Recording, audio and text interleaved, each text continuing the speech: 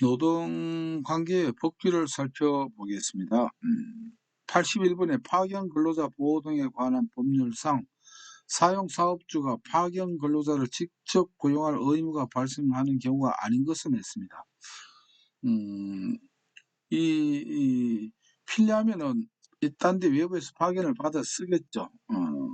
이런데 어떤 경우에는 파견 받아서 이렇게 쓸 때는 원래 소속은 파견 사업자입니다. 파견 사업자 소속인데 여기에 이렇게 파견 받았을 때 의무적으로 이 회사에서 이게 A 회사 파견 근로자 사업 회사가 그다음 근로자 파견 회사 A라고 하고 사용하는 회사가 B라고 하면은 파견하고 원래는 돌아갑니다. 근데 이렇게 왔을 때 이 B에서 이 파견된 근로자를 자기가 직접 고용 계약을 해서 써야 되는 이런 경우가 있는데 거기에 해당되지 않는 거 이것을 지금 찾아내는 문제가 되겠습니다.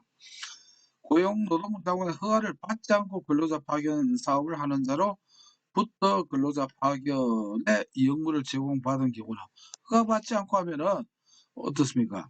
만약 이렇게 허가받지 않고 보냈다 하면 그 직원은 어때 B라고 하는 회사는 그걸 확인도 안 하고 했다라고 하면 자기 직원으로 이렇게 고용할 의무가 발생을 합니다.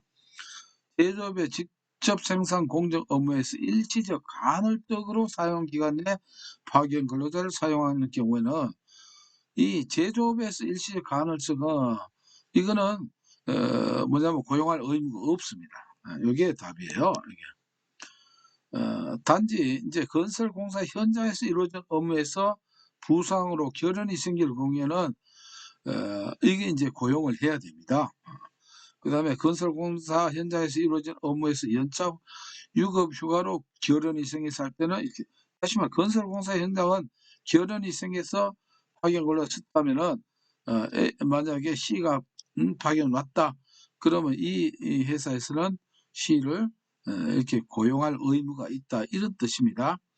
자 여기서는 참고로 이 내용들을 보시고 일시적 간헐적으로 제조 이 경우에는 이렇게 고용할 의무가 없다 이렇게 마무리를 짓겠습니다. 82번입니다. 국민평생직업능력개발법령상 근로자의 정의로서 가장 적합한 것은 자 여러분들 이 내용들이 많은데 제가 이 쉬운 팁을 들었죠. 근로자의 정의가 나오면은 첫째 뭘 확인하라고 했습니까?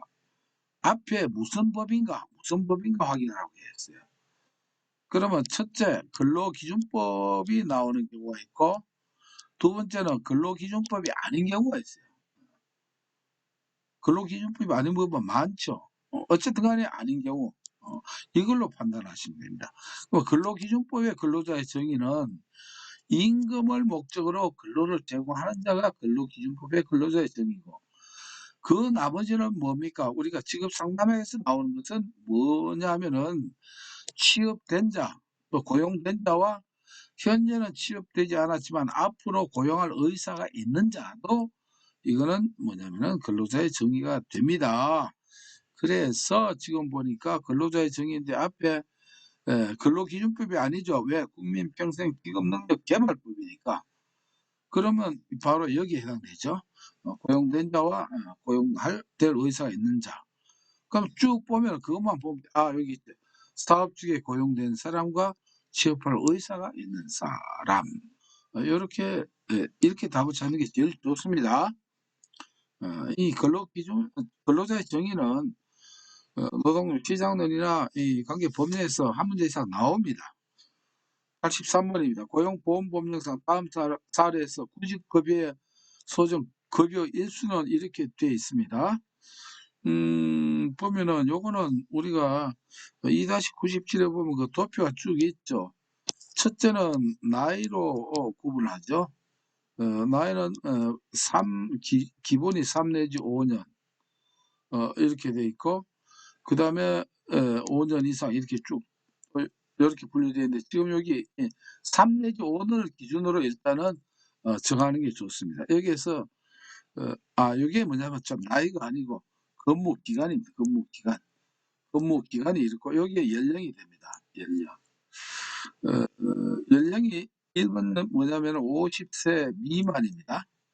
그 다음에 또 하나는 50세 이상 또는 뭐냐면 장애인 이렇게 됩니다. 그러면 3 내지 5년일 때 우리가 50세 미만이면 일단 180을 기준으로 해가지고 계산하면 됩니다.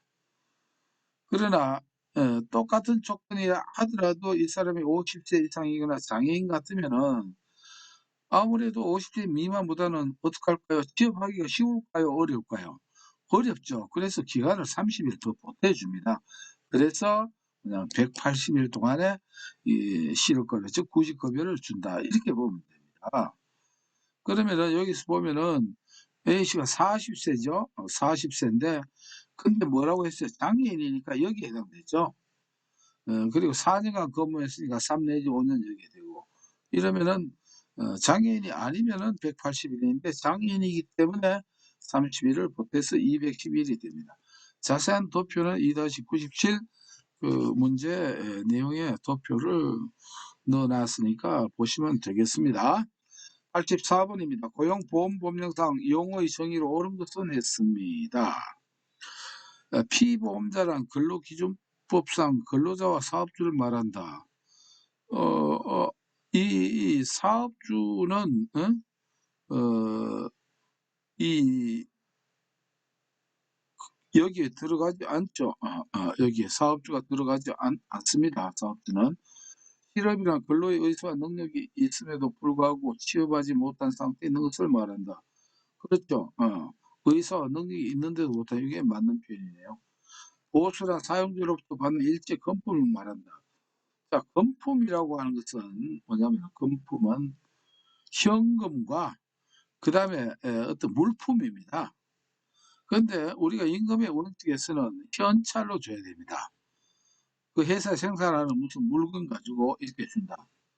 그래서 뭐 꿀을 만드는 회사에서 월급 대신 꿀을 몇 통 주고 이런 건 안 된다 이 말이에요. 그래서 금품은 곤란합니다.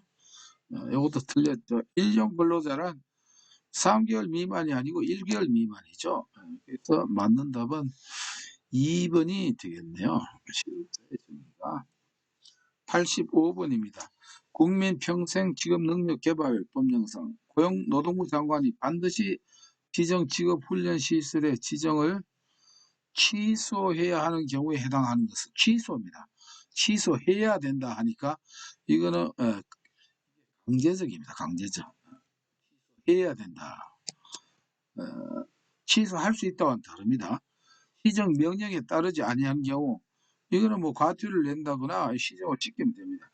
변경 지정을 받지 아니하고 지정 내용을 변경하는 등 부정한 방법으로 지정 직업 훈련 시설을 운영 이것도 시정 조치하면 돼요. 물론 과태료나 이런 거 따르겠지만은 취소까지는 안 됩니다. 훈련생을 모집할 때 거짓 광고를 한 경우도 이것도 뭐냐면 행정처분을 받지만은 취소까지는 안 됩니다. 그러나 4번 보시면 거짓으로 지정을 받은 경우 지정받을 때 허위로 받은 거는 이거는 그 자체가 어떻습니까? 효력이 없죠. 그러니까 무효가 되니까 이거는 취소를 한다 이렇게 보면 되겠습니다. 가끔 나오니까 기억을 해주시고요. 86번입니다. 근로기준법상 미성년자의 근로계약에 관한 설명으로 틀린 것은 원칙적으로 15세 이상 18세 미만인 사람의 근로시간은 1일에 7시간, 일주일에 35시간을 소화하지 못한다. 맞습니다. 미성년자는 독자적으로 임금을 청구할 수 없다. 이거는 아니죠. 뭐 18세가 미만이니까 17세가 일을 했다. 임금 청구 못하는 그런 건 아닙니다. 뭐 그렇다고 해서 부모에게 보내주는 이런 것은 없습니다. 그래서 이게 틀렸네요. 고용노동부 장관은 근로계약이 미성년자에게 불리하다고 인정하는 경우에 이를 해지할 수 있다. 이거는 당연하고 친권자나 후견인은 미성년자의 근로계약을 대리할 수 없습니다. 이게 대리할 수가 없는 게 맞아요. 이거는 근로계약을 대신할 수 없습니다. 그래서 맞는 내용이죠. 근로계약은 근로하는 사람이 이렇게 하는 것이 되니까요. 그래서 2번이 이게 틀린 내용이 됐습니다. 87번입니다. 헌법상 노동기본권 등에 관한 설명으로 틀린 것은 했습니다. 국가는 근로자의 고용의 증진과 적정임금의 보장에 노력해야 한다. 맞죠?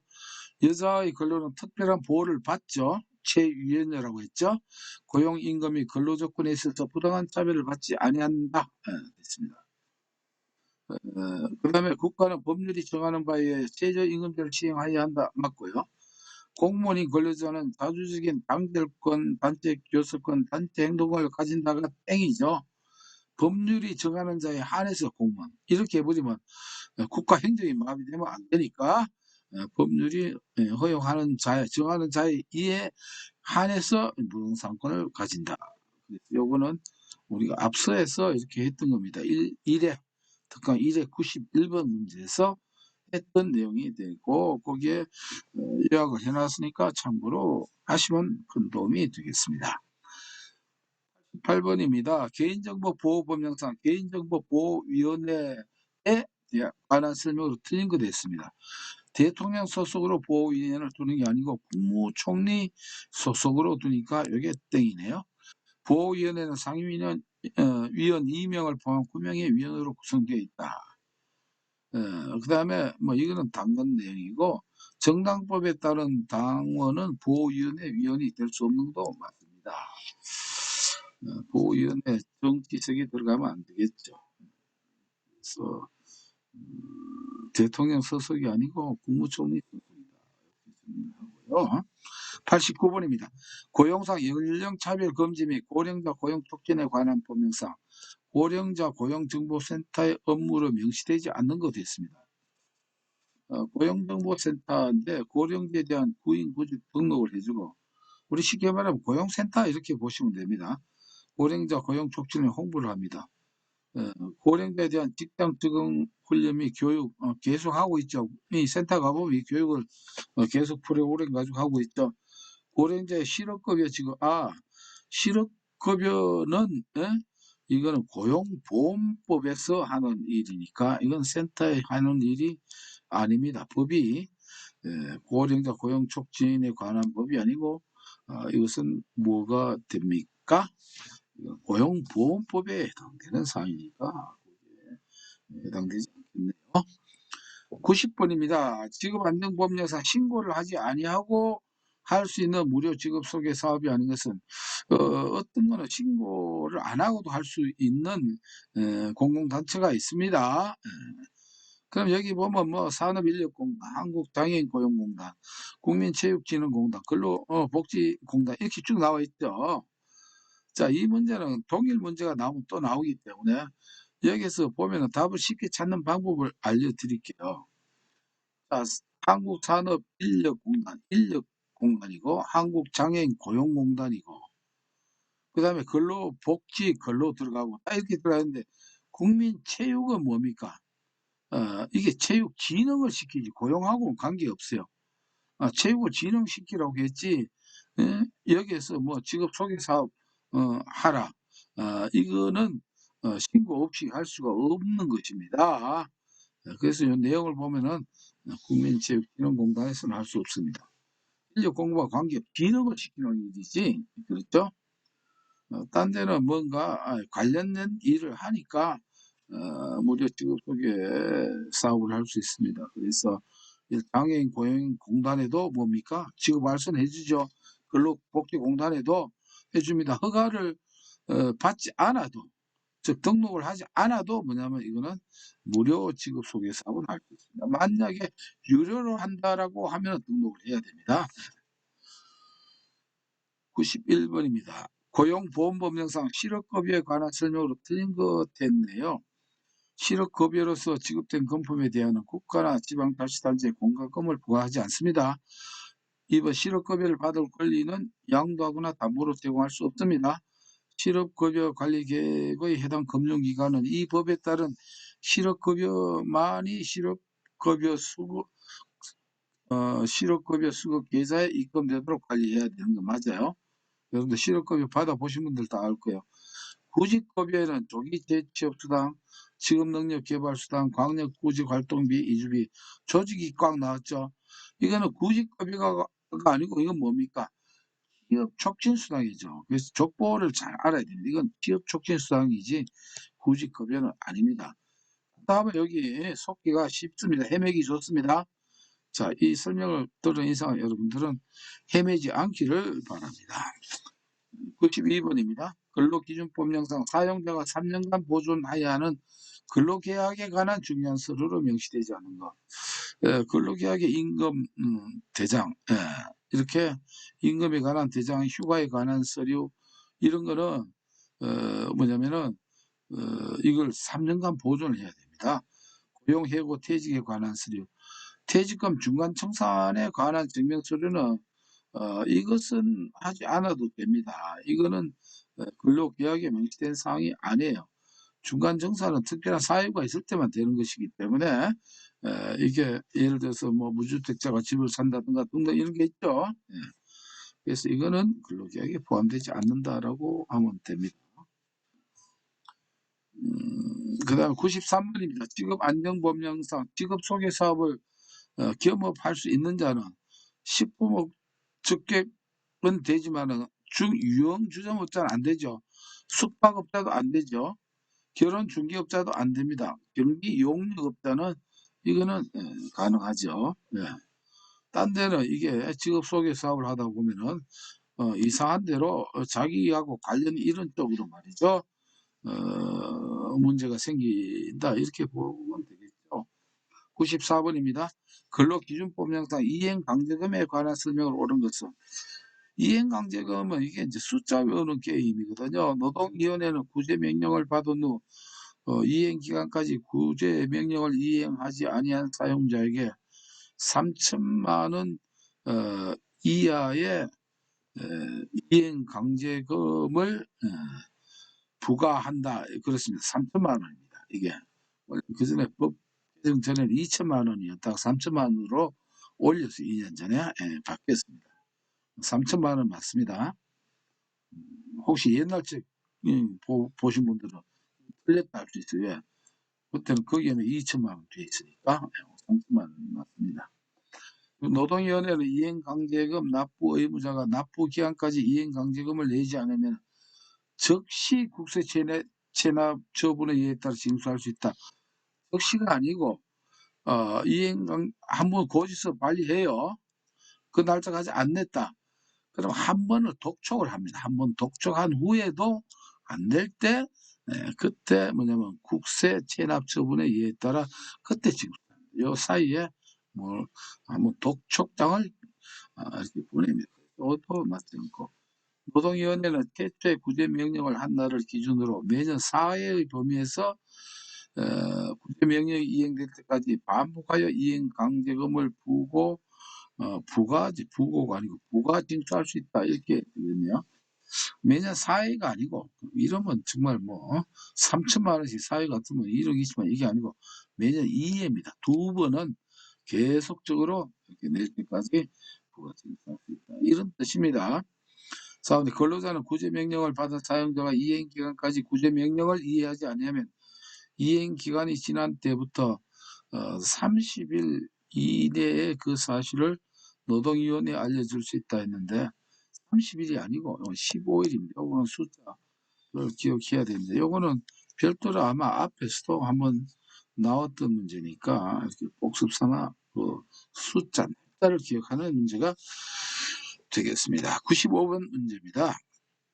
남녀 고용평등과 일가정 양립 지원에 관한 법령상 고용에 있어서 남녀의 평등한 기회와 대우를 보장하여야 할 사항으로 명시되지 않은 것은 모집과 채용 평등에도 임금의 평등에도 근로시간은 요거는 근로시간은 요거는 뭐냐면은 평등할 수가 없습니다. 교육 배치 승진은 왜 근로시간은 어, 여성에게 특별한 보호를 해주고 있죠.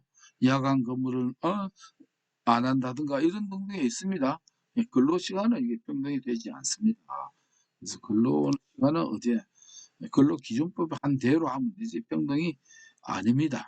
근로에 특별한 보호를 해주니까 평등이 아니죠. 여성은 남녀가 평등할 수 없다 이렇게 보시면 되겠습니다.